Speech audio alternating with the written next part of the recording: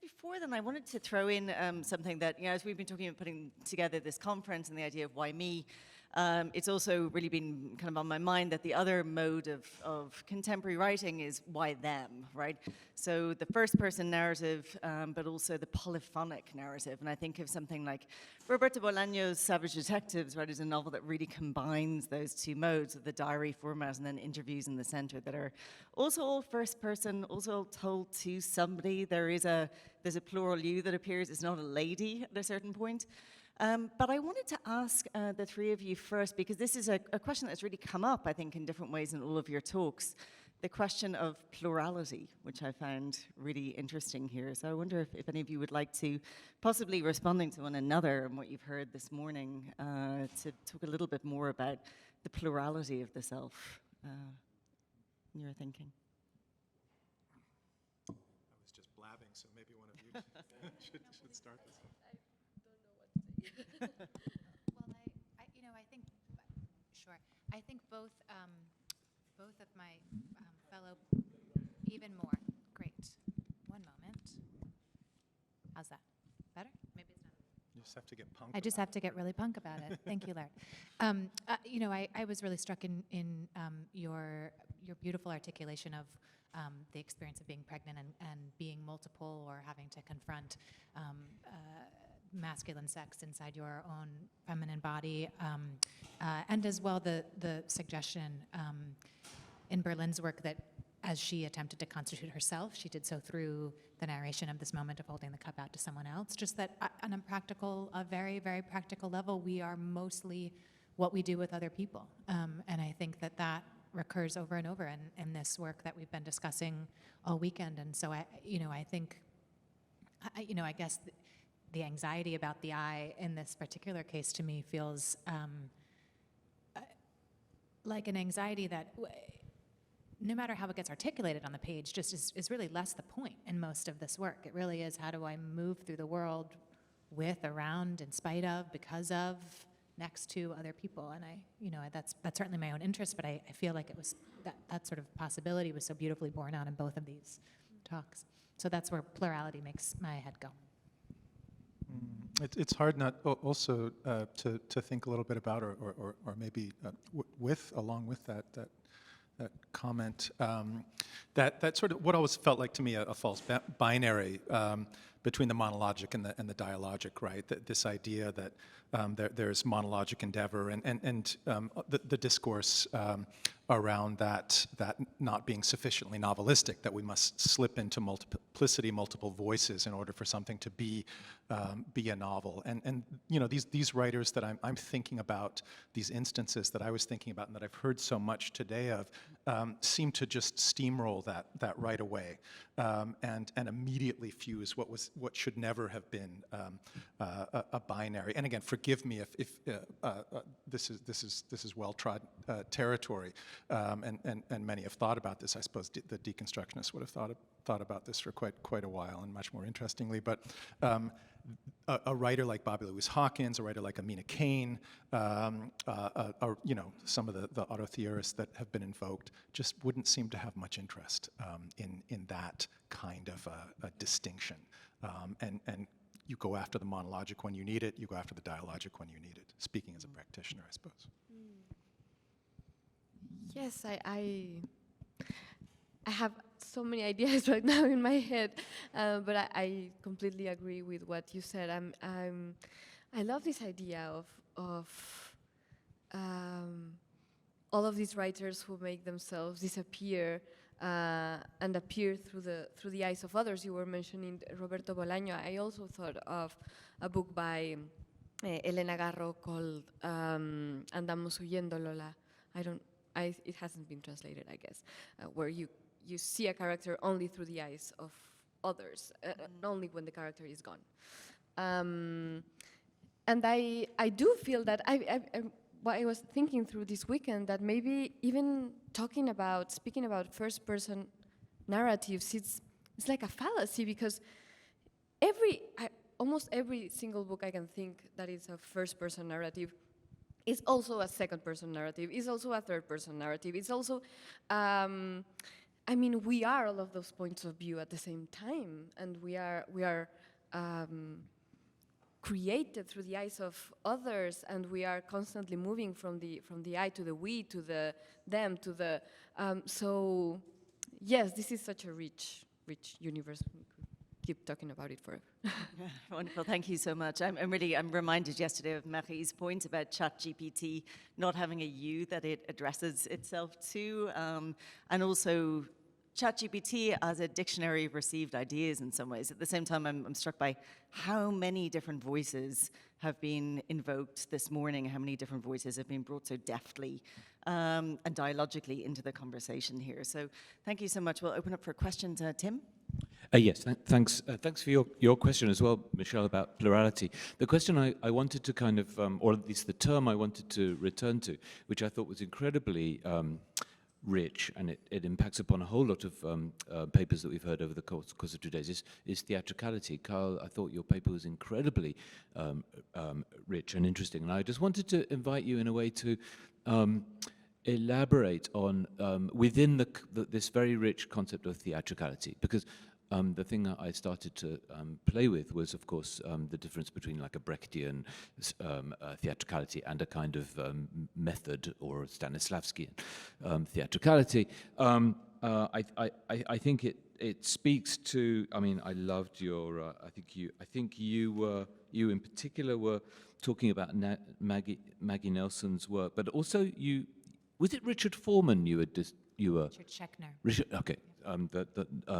Not a me, but a Nelson's not. a big Richard Foreman fan Not. and a really anti-Broadway musical fan, though. So just, we could get really specific about which strains of theatricality may be present here. So I'm appreciative of that. Okay. Well, so please,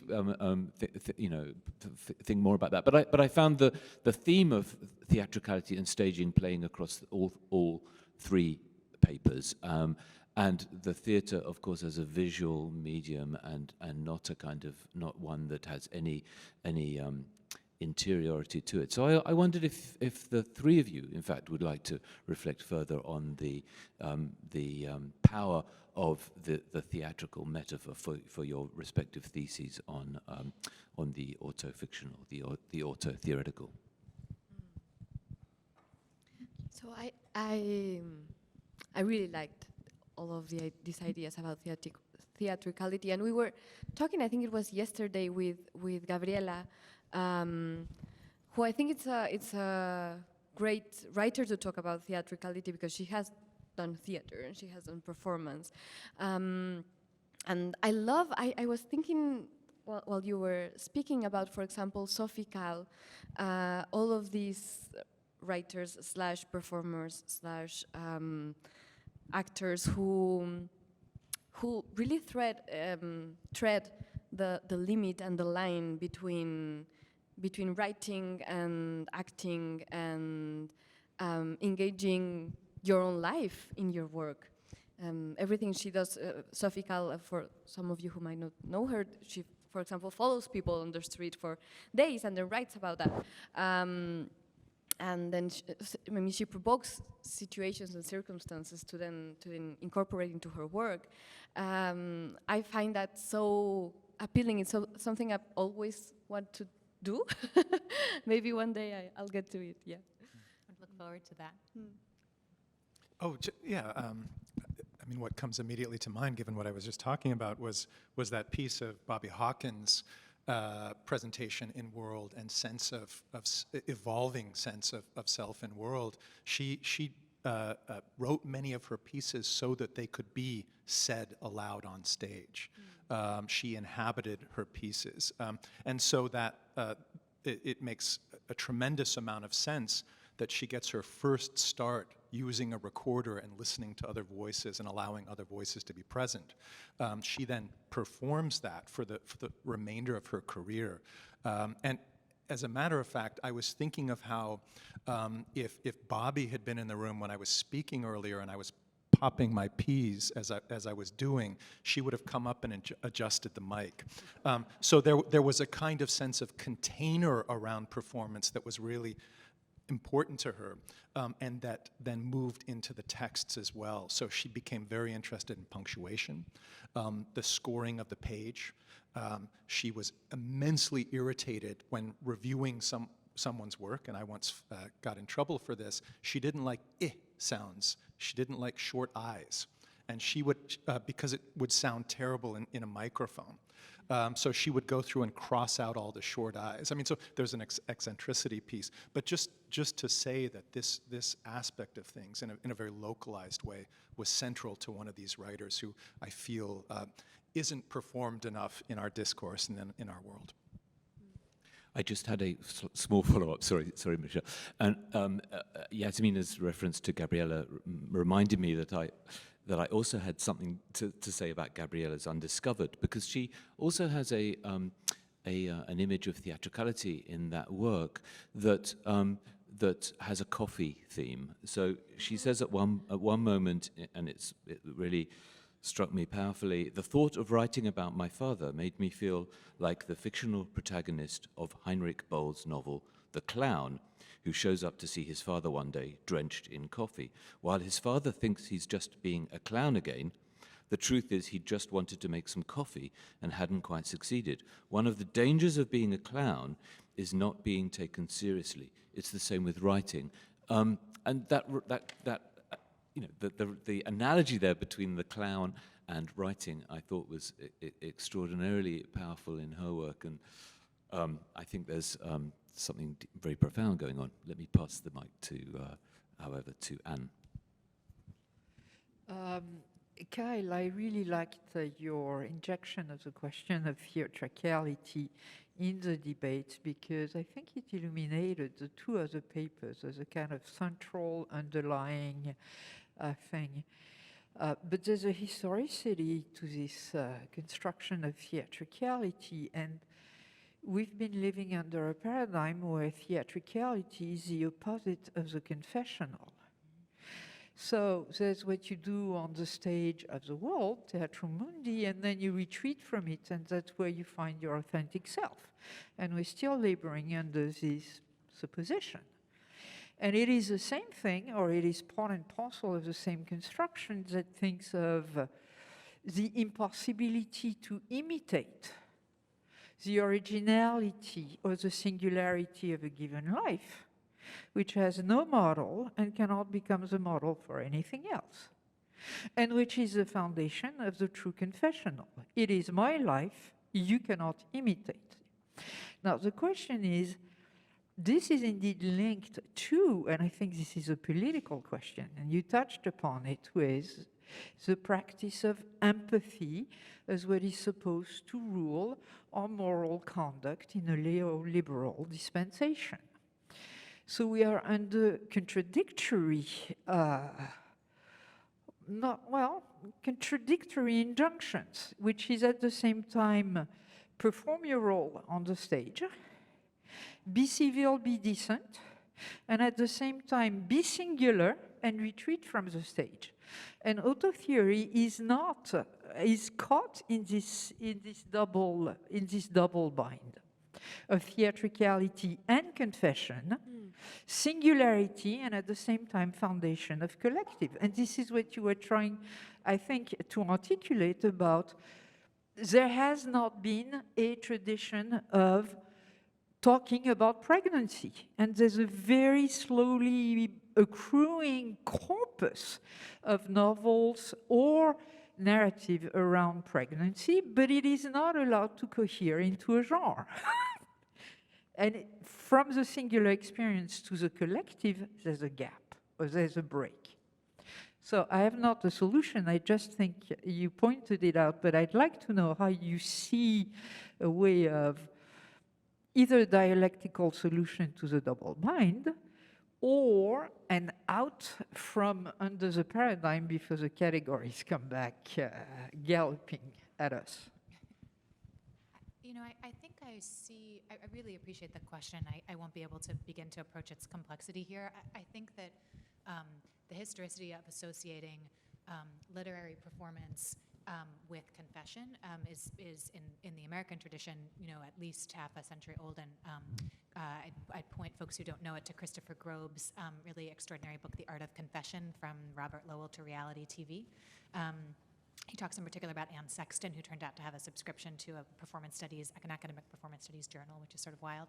I think that the writers I'm interested in a contemporary moment are doing something different. I think they're specifically activating these theatrical aesthetics to assert themselves against the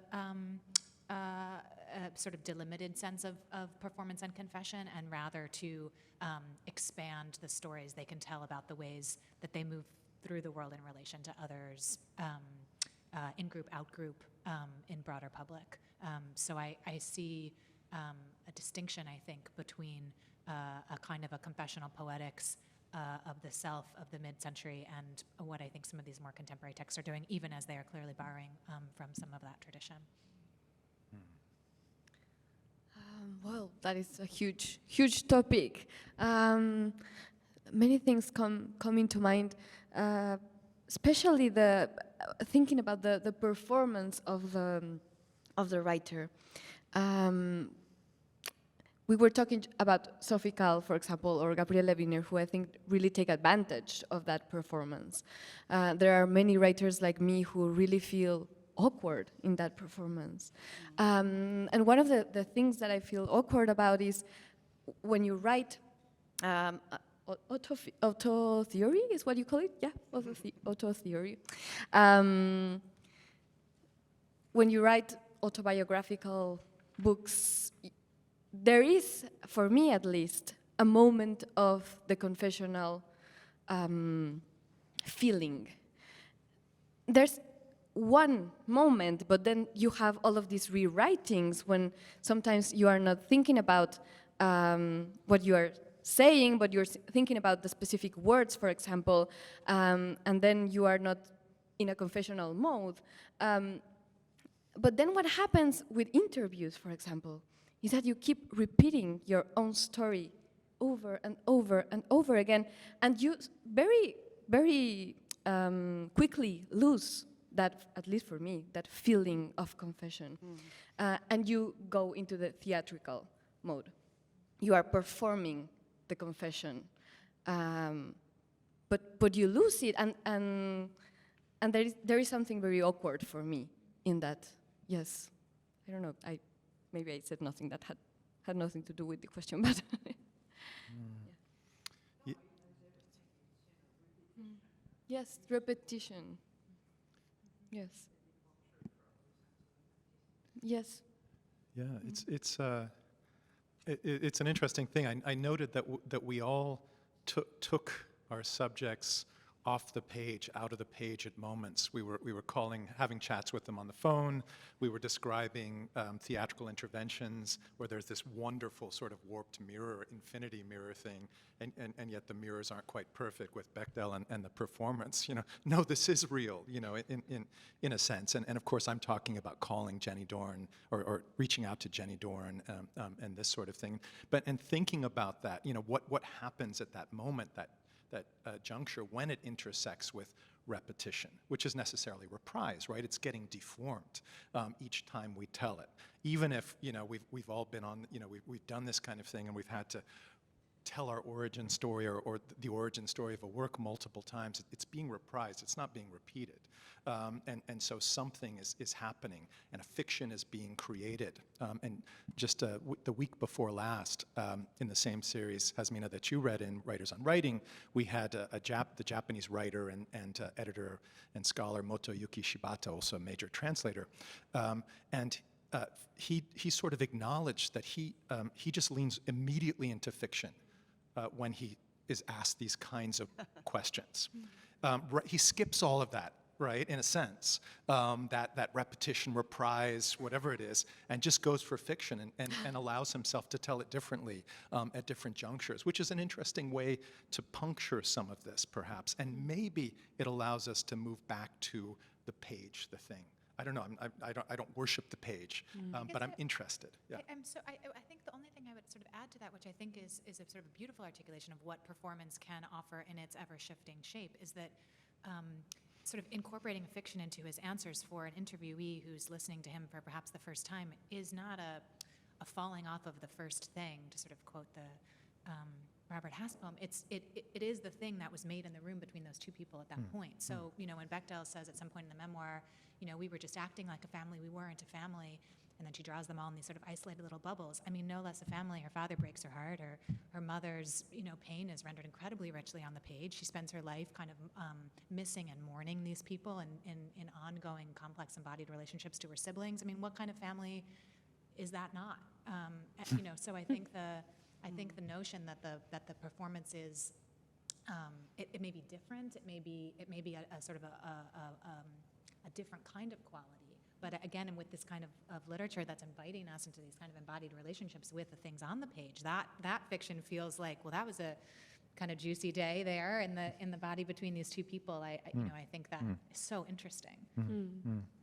Yeah. I think David had a question. Yeah, I want to bring back a little hating, if I may.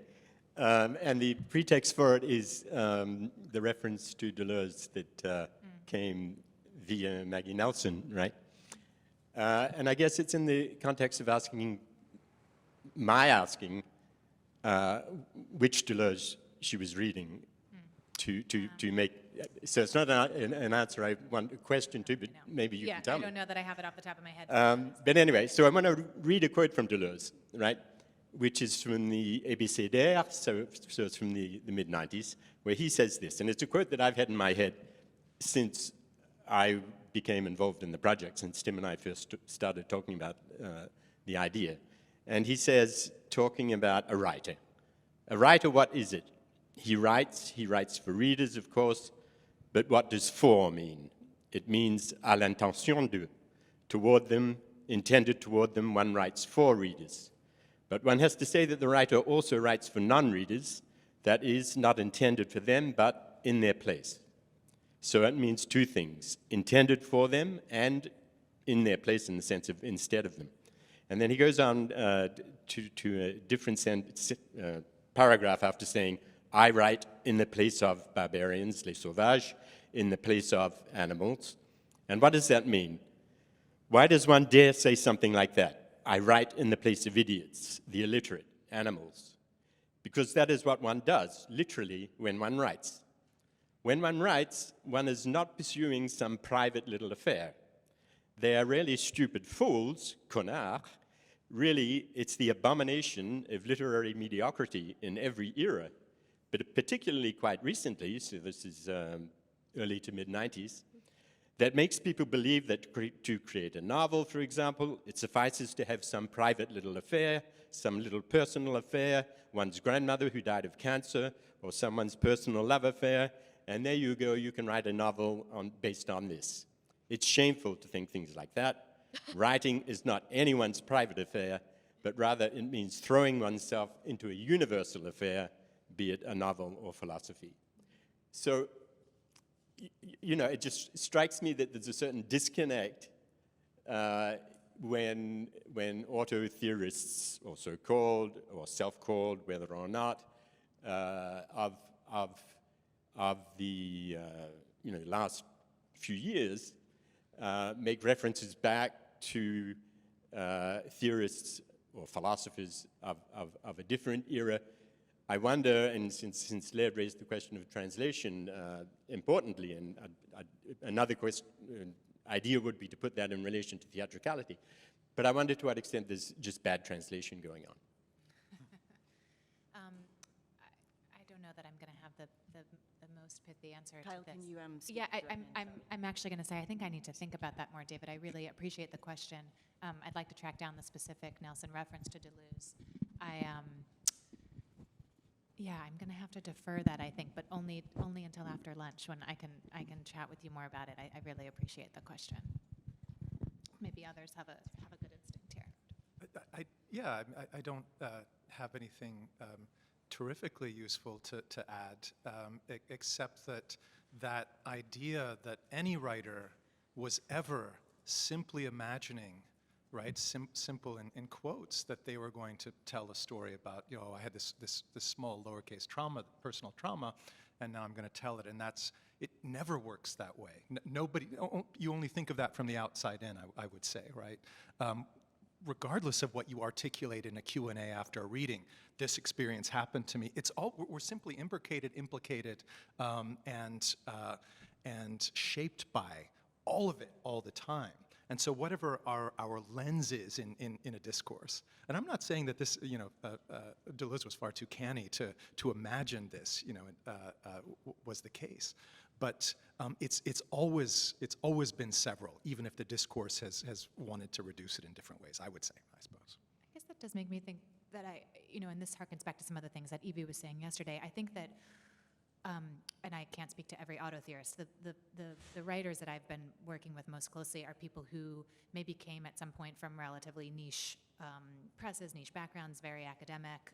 Their books are sort of, are not pitched exclusively for those relatively more minor audiences. They really are intended, and from the sort of very first way that they began to be circulated,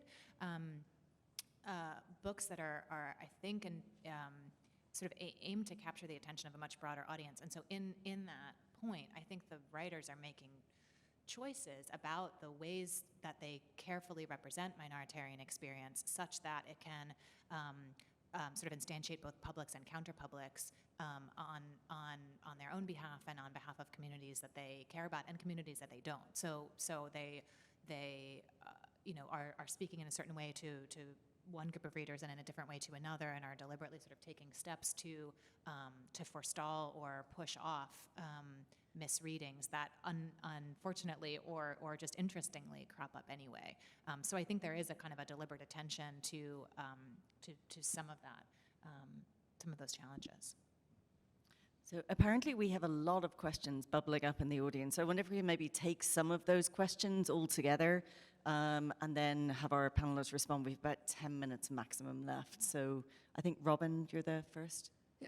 In a way, I think I have more of a comment to make that goes back to the issue of plurality, which I was thinking, from the I to the we and to the you, because I was thinking of Lauren Berlant's final book, The Inconvenience of Others, which really forces us to think about the antagonism between the I and the we, or the I and the you, the self and the other.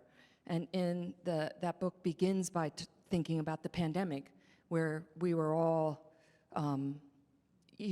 dangerous to one another, like in a very literal sense of the passing of the virus. But in larger terms, that book wants to think about, like, literally the inconvenience of others to the self, both to the self's need for the self, for myself, for the self-ownership, et cetera. So I just wanted to I wanted to put more antagonism in the conversation as it unfolds for the rest of the day about that relation. And Berlant's book would be the one to think with, and also because we're still mourning them.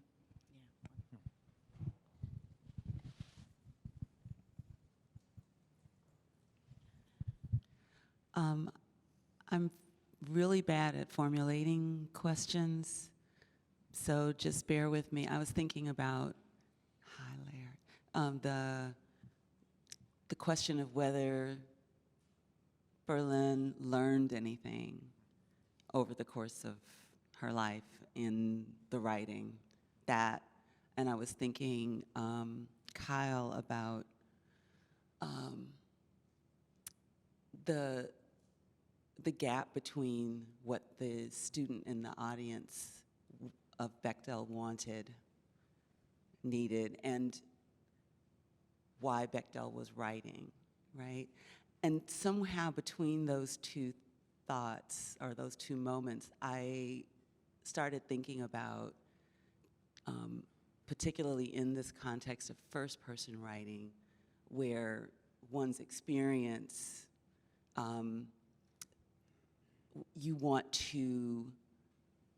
you have a kind of perhaps a self-motivated engagement with, like, learning something through the writing process about your own experience. The gap between why a writer writes in the first person and what a reader wants from it, that sort of spectrum or axis.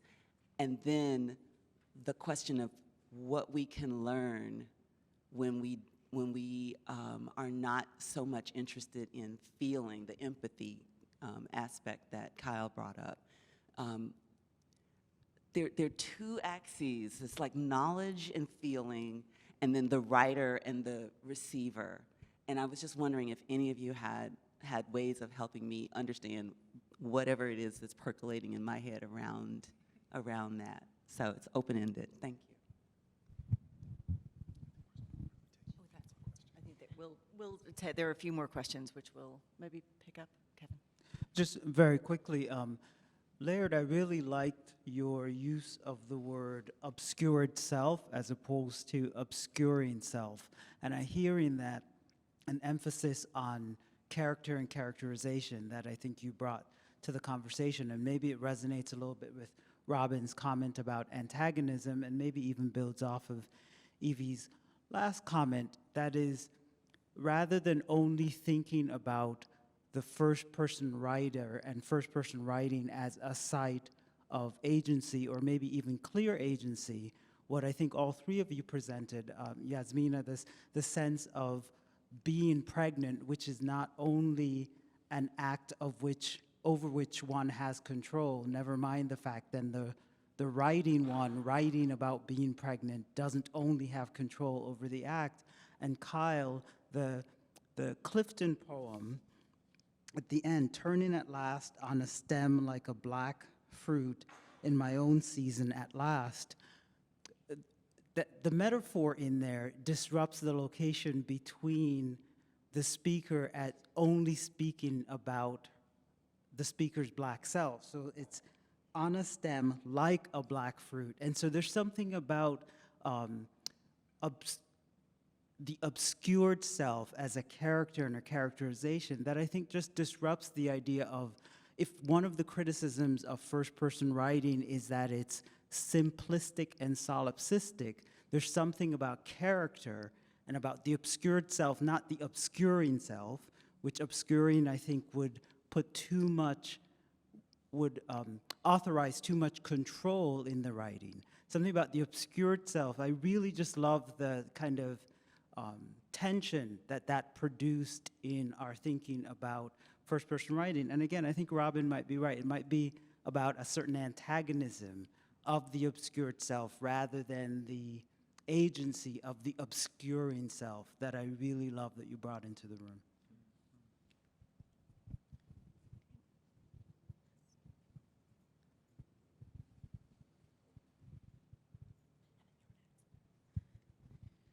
I wanted to pick up off the mode of being told unto that you were telling us about, Laird, because it's a very particular form of address, and I couldn't help but notice that, of course, that the two examples that you presented as kind of these obscured selves when they're told unto were both women.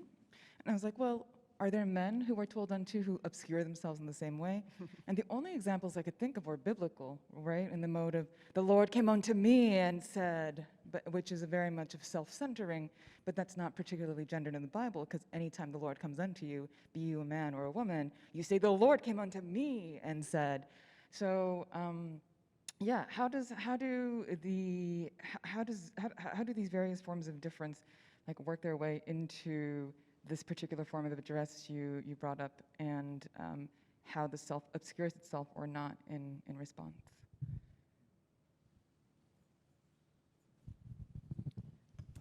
Hello, thank you for the wonderful talks. I come from Europe, so I'm not from here, and perhaps, I mean, just to situate my position, at the very beginning of the conference you mentioned, or you keep returning to that binary between those who like first-person writing and those who think that it's naive and who hate it.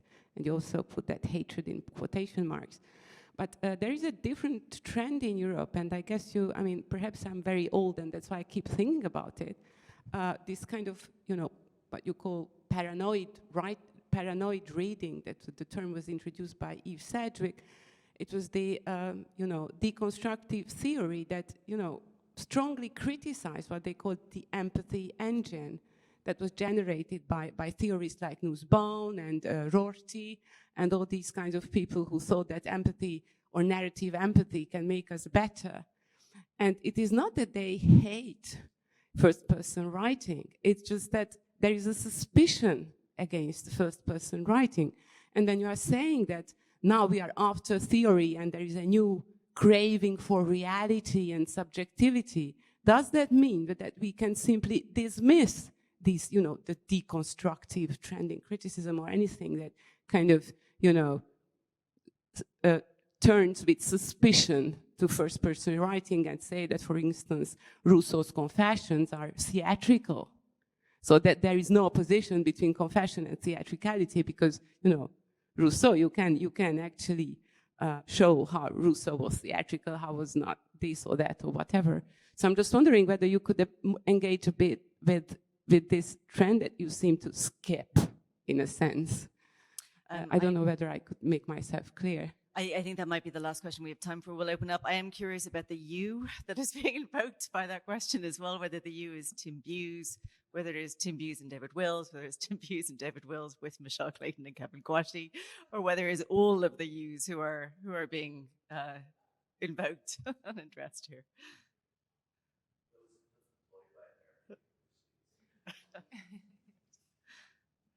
So if our panelists have any thoughts about this range of great comments and questions. Many more for you, so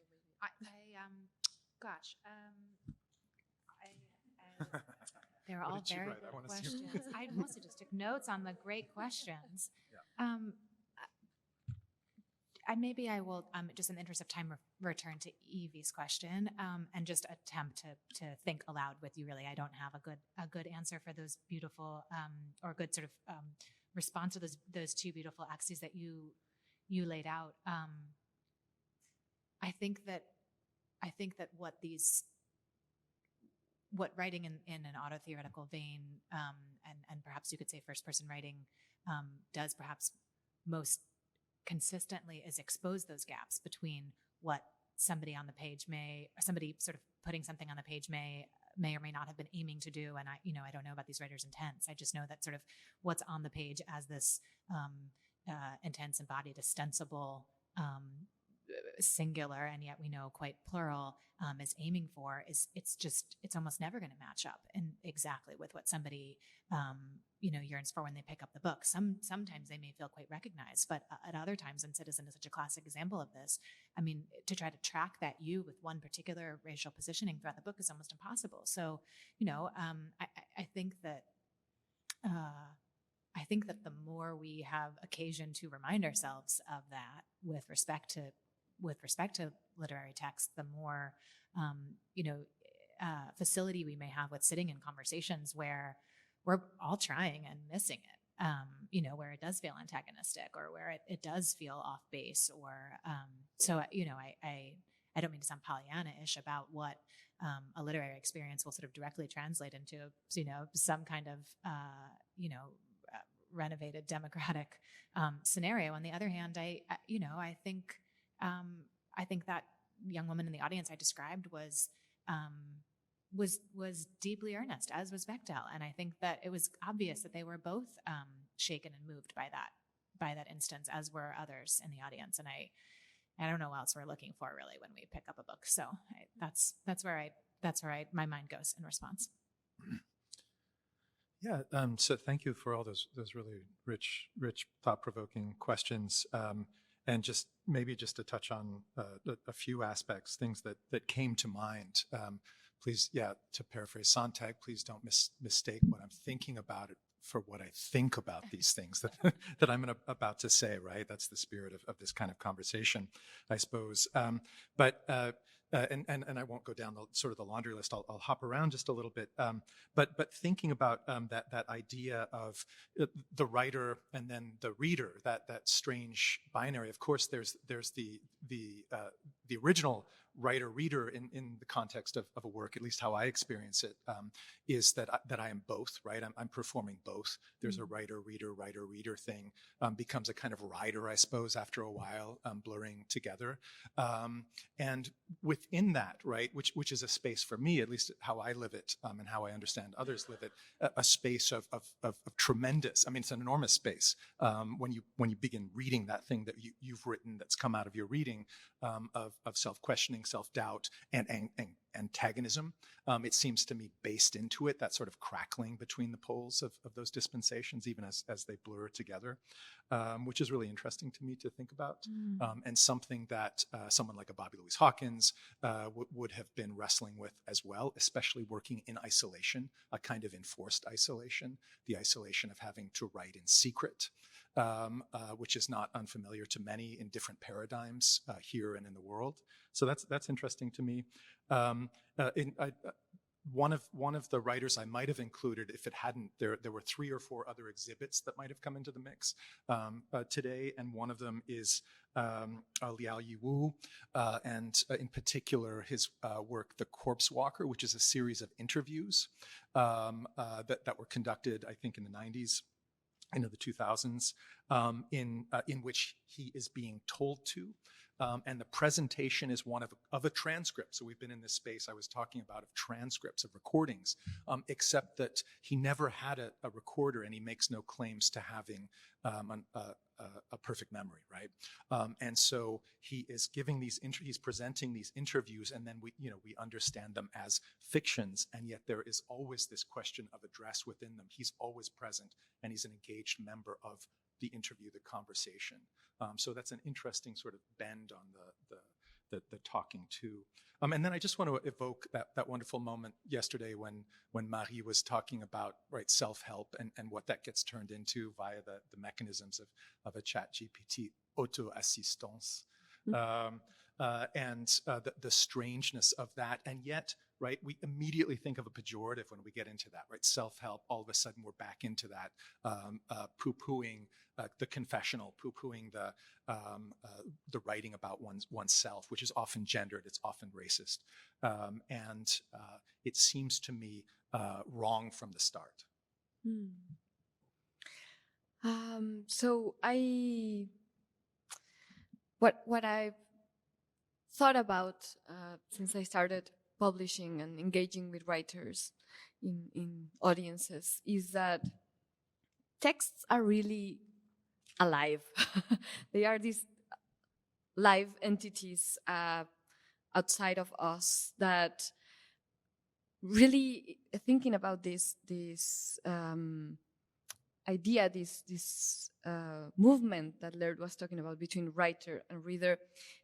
The reader is always writing a certain amount of the text, and you cannot control that. Sometimes that has terrible consequences. Sometimes that has wonderful consequences. I mean, for me, there's not a better feeling than someone in the audience telling me something about a book of mine that I hadn't thought about. Something that maybe was unconscious in my writing, something that really I had no intention of putting there, but is suddenly there. And then that happens with readers, but it also happens with life and the world. For example, I wrote this book on lighthouses, and I wrote it before the pandemic. And then this book appeared in English here in the United States during the pandemics. And suddenly it was a different book. Suddenly everything I was saying about isolation, solitude, it was completely different. It was a new book. So that for me is one of the most amazing things about writing. And that is, I was thinking also about empathy. I don't know the theory you were talking about, but to me there's something that, or the value of writing goes beyond empathy, or is not empathy is not what I'm thinking about when I write. I think about understanding, because I'm not asking my readers for empathy. I don't want them to feel what I feel necessarily. I don't expect that of books either. I don't want every character in every single book to be me. But I do find an enormous value in understanding. I don't know if that means anything. Yes. I think we have to end on this note. Thank you to wonderful, wonderful panelists. It's been a really rich discussion, and we will be back here at 2:00 for our final panel. So thank you so much again.